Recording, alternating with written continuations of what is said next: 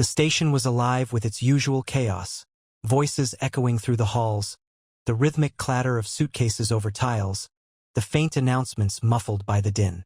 I sat on a bench near the platform, my violin case balanced on my knees, the familiar weight of it grounding me amidst the constant motion. I'd come here to play, as I often did when the inspiration struck. It wasn't about the money. I rarely stayed long enough to collect the coins passers-by tossed into the open case. It was about the atmosphere, the mix of strangers and stories, the fleeting moments that came and went like the trains themselves. There was something pure about playing in a place like this. No stage, no spotlight, just the music and the people who stopped to listen. Today, I was lost in a piece I'd been working on for weeks. A haunting melody that refused to settle into words. The bow moved instinctively over the strings, each note rising and falling, spilling out into the crowded space. I closed my eyes, letting the sound take over. When I opened them, she was there. She stood a few feet away, her figure framed by the harsh station lights, her dark hair pulled into a loose braid that rested over one shoulder. She wasn't looking at me, exactly. She was looking through me, or maybe beyond me, her expression caught somewhere between curiosity and awe. I faltered, the bow slipping slightly, breaking the spell of the music. She blinked, as if waking from a dream, and smiled apologetically. "Sorry," she said, her voice soft but clear. "I didn't mean to interrupt." "You didn't?" I said quickly, setting the violin down. "I'm just surprised anyone was listening." She laughed, a quiet, melodic sound that somehow felt like part of the song. "How could I not? That was beautiful." I looked at her more closely then, at the way she held herself, poised but unassuming, at the way her hands rested lightly on the strap of the satchel slung over her shoulder. There was something about her presence, something I couldn't quite name but didn't want to let slip away. "Do you play?" I asked, gesturing to the satchel, which I realized now wasn't a bag but a case. Long and slim, unmistakably for an instrument. She nodded, her smile widening. "Piano, mostly. But I teach music, so I dabble in other things." "Teach," I repeated, intrigued. She shrugged, her expression turning a little shy. "At a conservatory. Or I used to, anyway." Before I could ask what she meant, an announcement blared over the speakers, calling for passengers to board. She glanced at the platform, then back at me, hesitation flickering across her face. "Do you have time for coffee?" she asked suddenly, the words tumbling out like a risk she hadn't planned to take. "Always," I said without thinking. Standing so quickly I almost knocked over my case. We found a small cafe tucked into a corner of the station, its cramped tables half filled with commuters nursing their drinks. She ordered tea. I ordered black coffee. We sat by the window, the sound of the station a distant hum beneath our conversation. Her name was Claire. She'd grown up in a small coastal town, learning piano from her grandmother before attending a prestigious music school. She'd spent the past 3 years teaching at a conservatory but was now preparing to move to Vienna for a fellowship program. "It's a dream come true," she said, her hands curling around the mug. "But it feels overwhelming, like I'm leaving too much behind." I didn't know what to say to that, so I told her about myself instead, about my years studying violin, the way it had become both my passion and my anchor, about the places I'd traveled to play and the people I'd met along the way. "But you're here," she said, her head tilting slightly. "Why?" The question caught me off guard. "Why not?"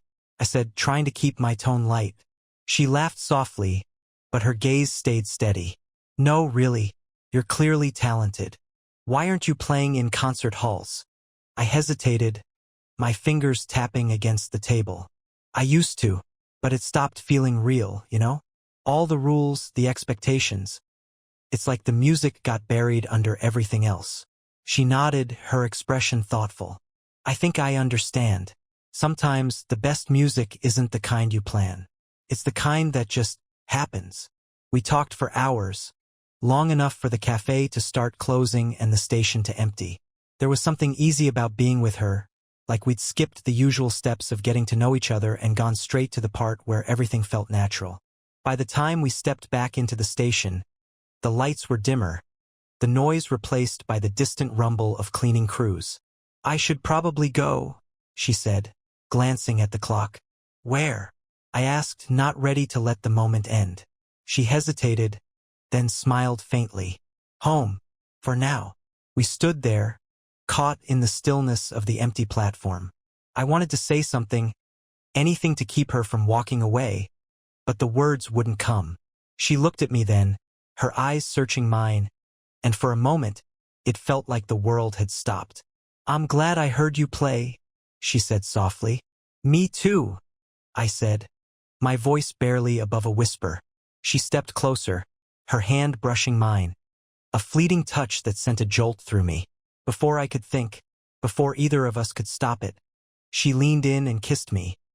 A gentle, hesitant kiss, like a note played for the first time. When she pulled back, her cheeks were flushed, her smile shy but radiant. "Goodbye, Matthew." And just like that, she was gone. I stood there for what felt like hours, the echo of her kiss lingering long after she disappeared into the night. I didn't know if I'd see her again. Didn't know if the music we'd created in those fleeting hours would fade like so many others. But something told me this was just the beginning of a song I wasn't ready to let go of. The station was quieter the next morning, but my thoughts were loud, replaying every detail of the night before. Claire's voice, the warmth of her laughter, the hesitant press of her lips against mine. I could still feel the way her hand had brushed mine, brief and electric. I didn't expect to see her again. Not at the station, not anywhere. She was leaving soon, heading to Vienna to follow a dream that had nothing to do with me. And yet, as I stood there with my violin, the bow poised above the strings, I couldn't help but hope.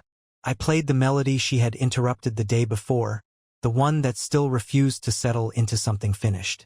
But this time, her presence lingered in the music, turning each note into a conversation. Afterward, as I packed up my case, I found something tucked inside, a piece of folded paper. "Thank you for the music and the conversation. If you ever want to keep in touch, here's where to find me." Below the note was an email address, scrawled in neat handwriting.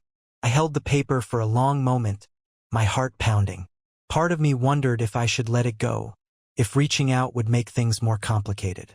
But another part of me, the part that had felt something shift in that kiss, knew I couldn't let this end. That evening, I sat at my desk, staring at the blank email screen. Words had never been my strong suit. I was a musician, someone who expressed himself through sound, not sentences. But I owed her something, even if it was small. Finally, I began to type. "Claire, I wasn't expecting to find your note, but I'm glad I did. It's not every day that a stranger turns into someone unforgettable. I hope your plans for Vienna are going smoothly, but if you'd like to talk, or hear about the melody you inspired, I'm here." I hesitated, then added, "Matthew." It was late by the time I hit send, the glow of the screen casting long shadows across the room. I didn't expect an immediate reply, but when her name appeared in my inbox the next morning, I couldn't help the smile that broke across my face. "Matthew, unforgettable is a strong word, but I think the same might be true for you. Vienna is a whirlwind. Meetings, paperwork, more meetings, but it doesn't feel quite real yet. I'd love to hear more about the melody. Maybe one day I'll play it with you. Until then, keep writing." That was how it began, a flurry of emails that turned into something more. Every message felt like a piece of her world, one I hadn't known I wanted to be part of until now. She told me about the challenges of moving to a new city, about the beauty of Vienna streets and the pressure of her new role. I told her about my compositions, about the places I played and the people who stopped to listen. But it wasn't just about music. Our conversations spilled into everything. Memories of childhood, dreams we'd given up on, fears we hadn't said out loud to anyone else. I learned that she had a habit of scribbling notes on napkins when inspiration struck, that she hated the sound of an untuned piano, that her favorite composer was Rachmaninoff because his music made her feel both strong and fragile at the same time. And she learned about me, about how my parents had bought me my first violin when I was 6, about the scholarships that had taken me to cities I'd never dreamed of visiting, about the quiet ache I felt whenever I left the stage. "Why did you stop?" she asked in one of her emails. I stared at the screen, her question sitting heavy in my chest. "Because it didn't feel like mine anymore," I replied. "The music became about pleasing other people. I forgot what it meant to play for myself." Her response came quickly. "Maybe you needed to forget so you could remember again. Music is never really gone. It just waits for you to come back." Her words stayed with me, replaying in my mind as I practiced late into the night, the melody she'd inspired growing into something fuller, richer. It wasn't just about her anymore. It was about us, about the way our connection had filled a space I hadn't realized was empty. Then, one day, her email came with an attachment. A recording. "Matthew, I found a piano in one of the rehearsal rooms here, and I couldn't resist. It's not much, but I thought you'd like to hear it. Maybe you can add something to it. I'd like that." I opened the file and listened, the soft strains of her piano filling the room. The melody was simple but elegant, a thread of sound that felt like an invitation. Without thinking, I picked up my violin, pressing the bow to the strings. Our music intertwined, her notes blending with mine in a way that felt effortless. It wasn't perfect, but it was ours. Later that night, I sent her the recording of the new piece, my heart pounding as I waited for her reply. When it came, her words were brief but filled with warmth. "It's beautiful. I can't wait to play it together." Her messages became a lifeline, pulling me through the days when the world felt too quiet. I played more, wrote more, the melodies spilling out of me in a way they hadn't in years. But as the weeks turned into months, the distance between us grew harder to ignore. No matter how many emails or recordings we exchanged, there was always a space between her world and mine. And then one evening, her message came with a question that stopped me in my tracks. "Do you ever think about coming here?" I stared at the screen, my chest tightening. The answer was yes. Of course, it was yes. But there was so much more to consider. My life here, her life there, the risks of taking a leap without knowing where we'd land.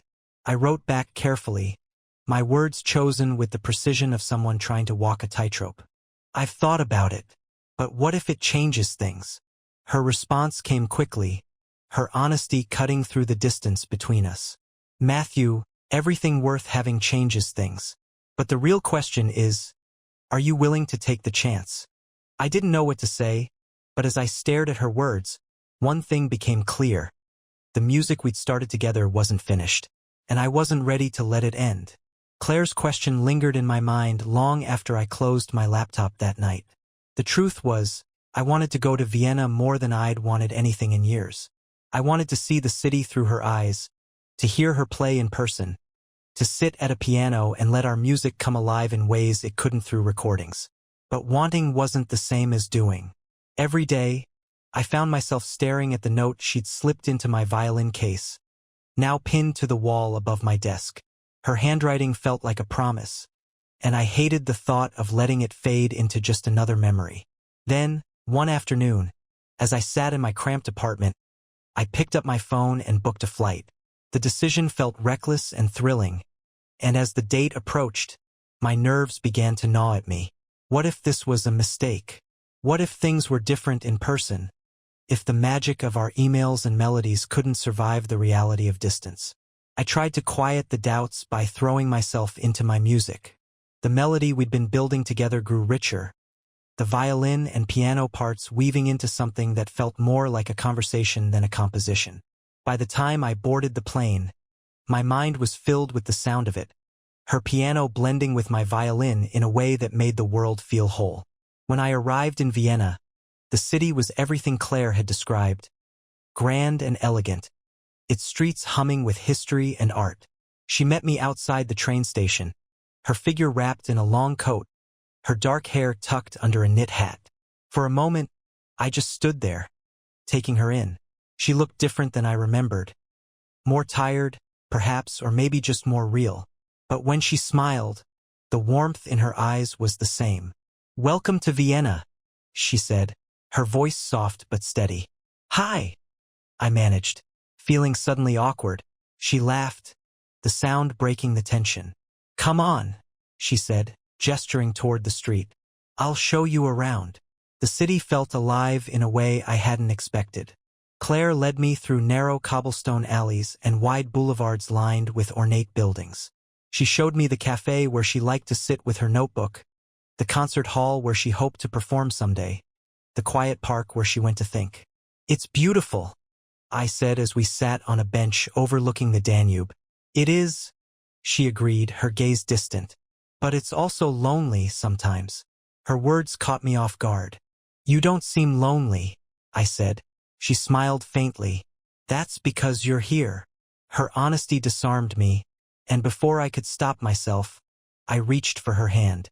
She didn't pull away, her fingers curling around mine as we sat in silence, the city bustling around us. That evening, she brought me to the conservatory where she was teaching. The grand piano in the practice room gleamed under the soft light, its keys polished and waiting. Play something for me, she said, leaning against the wall. I hesitated, then opened my violin case. The room fell silent as I raised the bow, the first notes of our melody filling the space.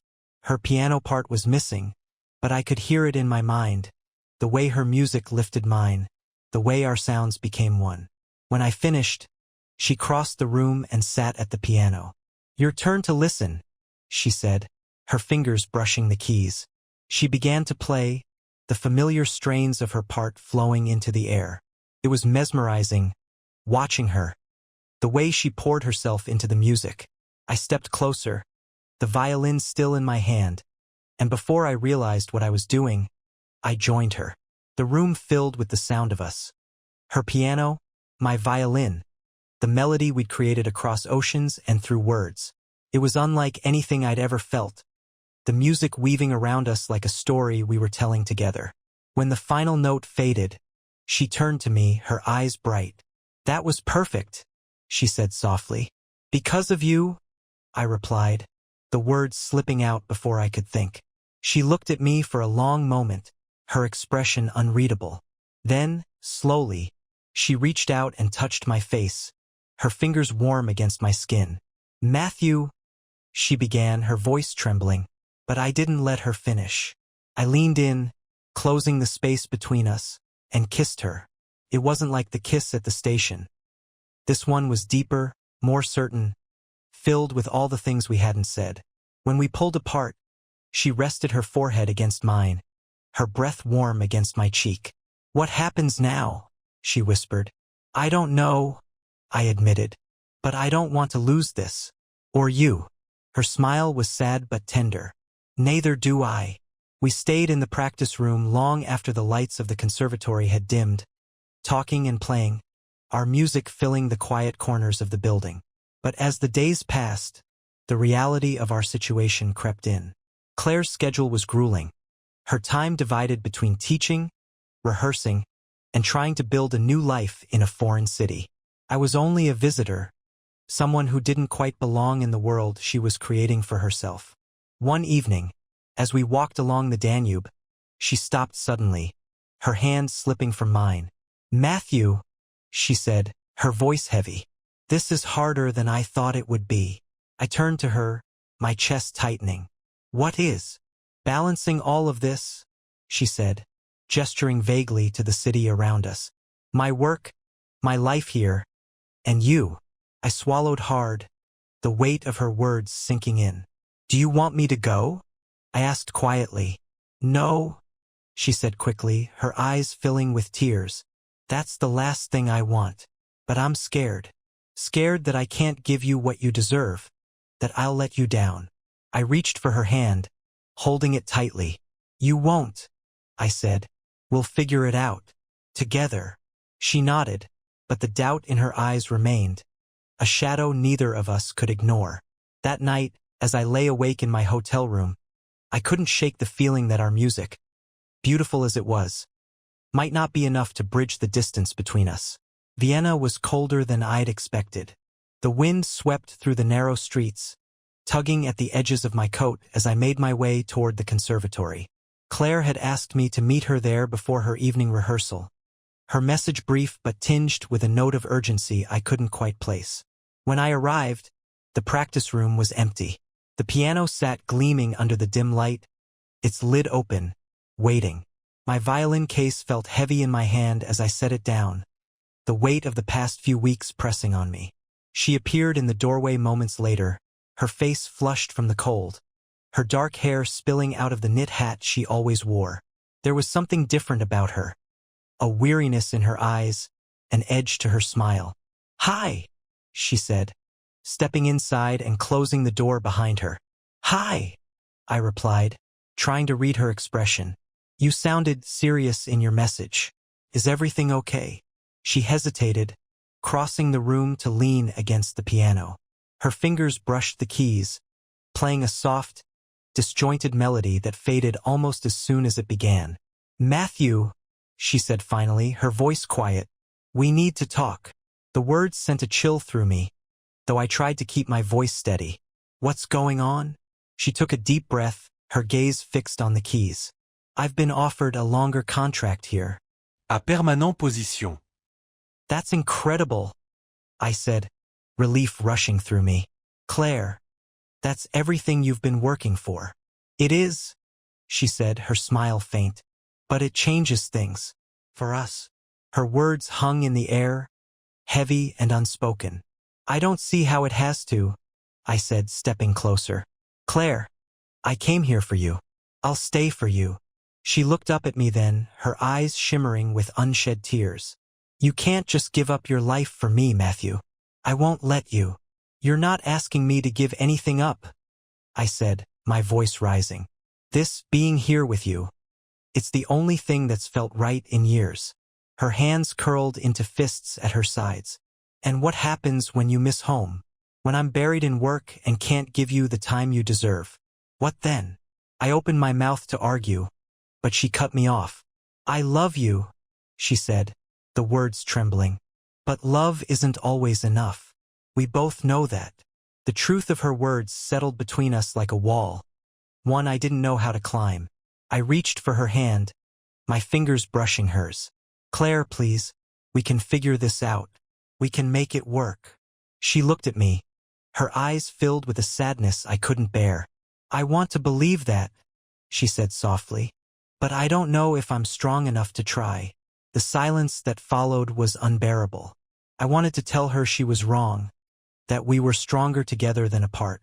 But the doubt in her voice, the weight of her fears, made my words feel hollow.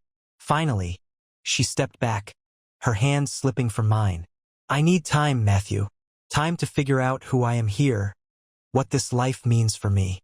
And you deserve someone who can give you everything, not just the pieces I can spare." Her words broke something inside me, but I nodded, my throat tight. "If that's what you need," I said, my voice barely above a whisper. She smiled then, small and bittersweet. "I'll always remember the music we made together." The train station felt colder than it had the first time I'd met her. The echoes of announcements and footsteps seemed distant, as though I was moving through a dream. I boarded the train without looking back, the weight of our goodbye pressing against my chest. In the days that followed, I threw myself into my music, desperate to fill the silence she had left behind. The melody we'd written together became my refuge, its notes carrying both the ache of loss and the hope of something enduring.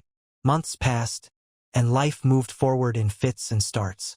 I played in new cities, met new people, but Claire's presence lingered in every note, every stage, every crowd.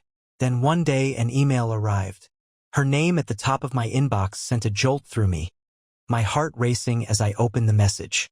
"Matthew, Vienna isn't the same without you. I've thought about us every day, about the music we made and the moments we shared.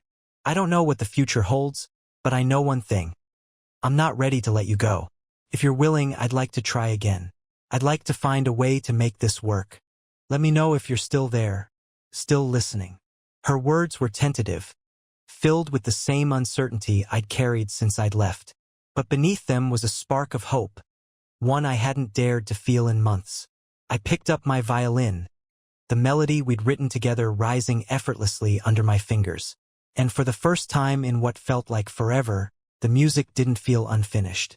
It felt like the beginning of something new.